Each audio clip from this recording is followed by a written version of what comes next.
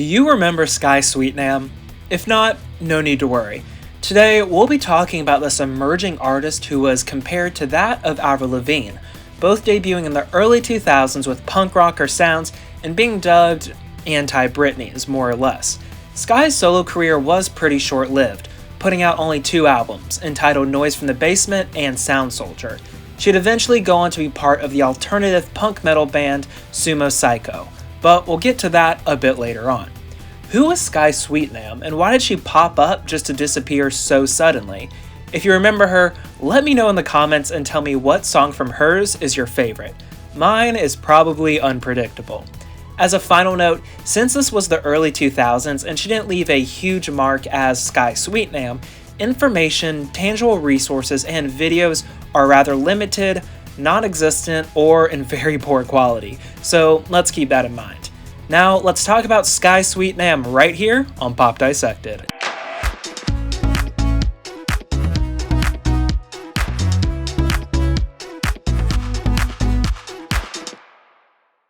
Born on May 5th, 1988 in Ontario, Skye took a very early interest in singing and dancing, performing for her friends and family starting at age 5. In 2003, at age 15, Skye would go on to be signed to Capitol Records and EMI. This happened after Skye gave an improv musical performance at a hair salon in which a customer there overheard. This customer having a relative within the industry, Skye almost instantly got herself a manager and began working with producer James Robertson to begin crafting her debut album. However, this was only after a dinner out with Capitol Record executives who sealed the deal on Skye. Working almost exclusively with Robertson as producer and co-writer on Noise from the Basement, the album's track listing includes a cover of Blondie's Heart of Glass and many other songs that read like diaristic journal entries. Now, for what it is, the songwriting is pretty simplistic. The track I Don't Care features awkward grammatical perspectives and doesn't feature a diverse breakup within its structure. I Don't Really Like You relies on very simplistic rhyming schemes, and Shot to Pieces repeats the same phrases continually. Noise from the Basement released in September of 2004, so Skye was 16, but it seems a lot of this songwriting came from her when she was about 14 or 15, and sometimes it takes an artist a bit of time to really hone in on better constructed writing approaches. But with that said, I think there is still this charm to the songwriting. I also find the album a very enjoyable listen. It's a primarily punk pop record with influences of alternative and pop rock. Skye delivers a brazenly rebellious attitude mixed up with softer storylines about normal teenage girl things. But even with this, Skye at one point did consider herself more of a girly girl. I definitely think the album caters more to young teenage angst, annoyance, and those big dreams of making it big, which I know I felt at 14. Sharada is a gem of a track that explores the themes of being this big star one day, and it's a really cute song.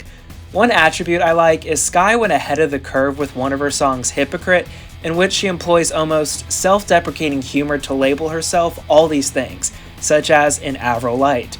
It's an old age trick of, if I say it first, if I beat people to the punchline, whenever other people say it, it's not going to be funny. And I love that attitude and approach. This album was delayed numerous times, but let's go back a bit and talk about the first single, Billy S., shorthand for William Shakespeare, released on May 19th of 2003. It's a teen pop punk song that gives a middle finger to the boring studies of school, favoring letting loose and having fun instead.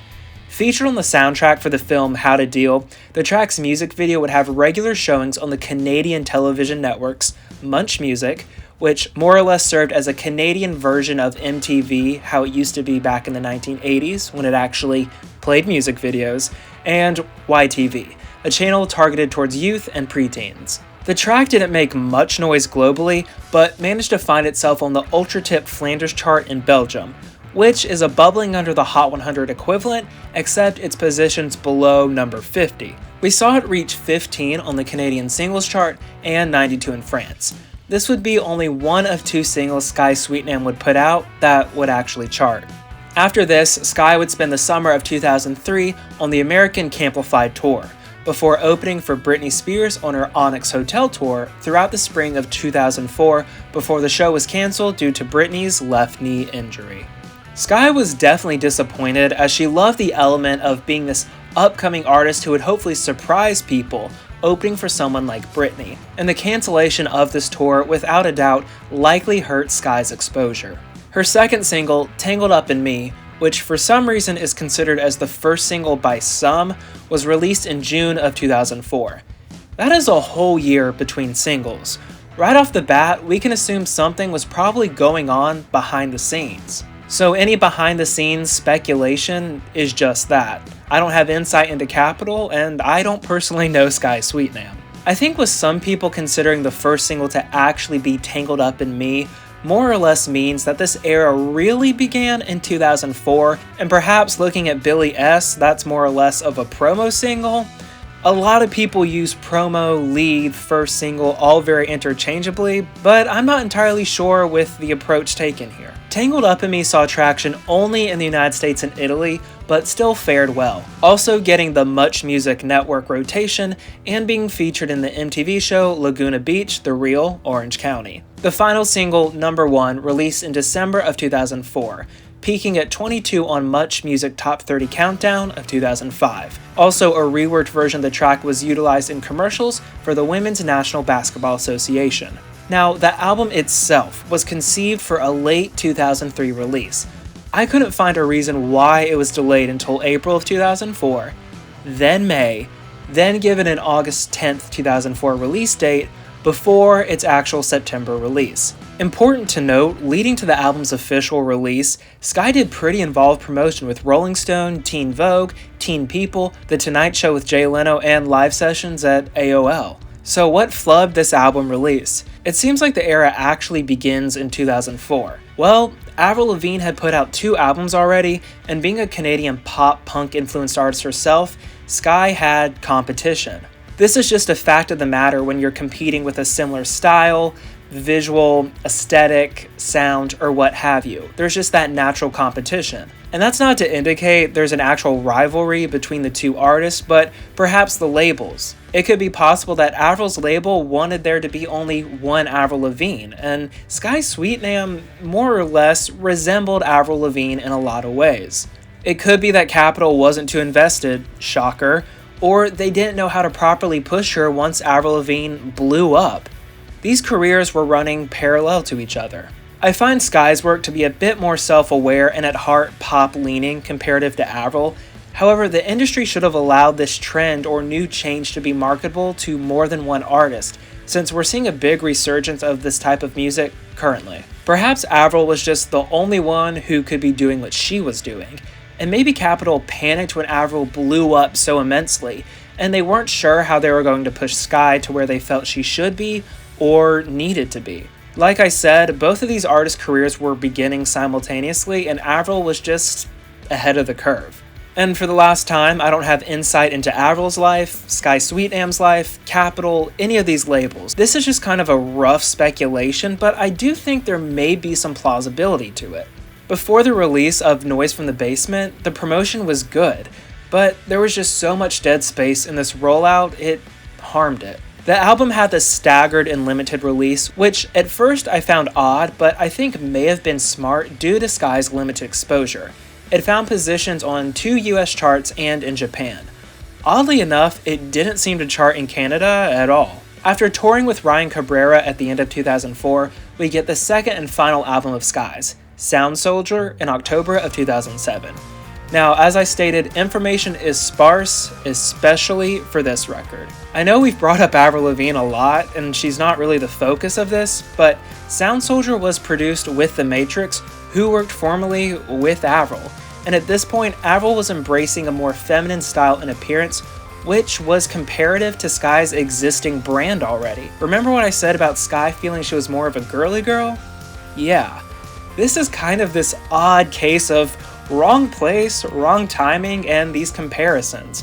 Now, I can't say if people were actively comparing Skye Sweetnam and Avril Lavigne, but I do know comparisons were there, and for Skye to even reference it herself with the Avril Light lyric, perhaps this just isn't that much of a stretch. I feel like the evidence is there, and yes, I am piecing it together my own way, and it could be entirely wrong, but it kinda makes sense. Sound Soldier was only released in Japan and Canada, charting low on Japan's official albums chart. Leaning into a much more electronic and experimental genre approach, the album offers a new direction. I haven't listened to it in full, but it holds up even if it isn't on this one genre train. By this point, Skye was pretty wrapped up in the idea of being this teen pop star, but since she was approaching 20, she had an identity crisis. She knew she had more to offer than what she was doing already, and she wanted to express all the different sides of her artistry. Creating a character named Sever to push new bounds of her creative identity and not feel that's who she is as a person but more so as a performer, Skye would form and become part of the alternative metal and hard rock band Sumo Cyco. She knew she grew up in front of the world as one thing, and not minding what anyone thought of her evolution, she wanted to go deeper into areas of music she hasn't been able to as Skye Sweetnam. The band was independent until 2020, in which they signed to Napalm Records. With 3 studio albums out and a ton of singles, it seems Skye has found her niche and enjoys it, which I applaud her for. I've listened to some of their 3rd album, Initiation, and though this type of music is not my forte of genre, I actually really enjoyed it.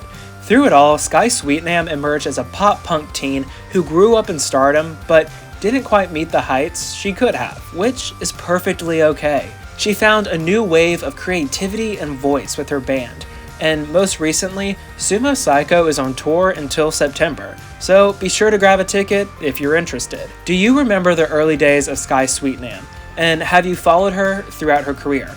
I know I was introduced to her after hearing one of her songs in a fan edit I saw on YouTube when I was like 10. What issues do you think plagued the album's release, and which genre style of her music do you prefer? Let me know down in the comments. Thank you so much for watching, everybody. If you enjoyed today's video, please be sure to drop a like and subscribe to get more future content on all your favorite pop stars. And if you'd like to help decide future video topics and get special comment and name badges, I'd love to have you as a channel member. I'll see y'all next time.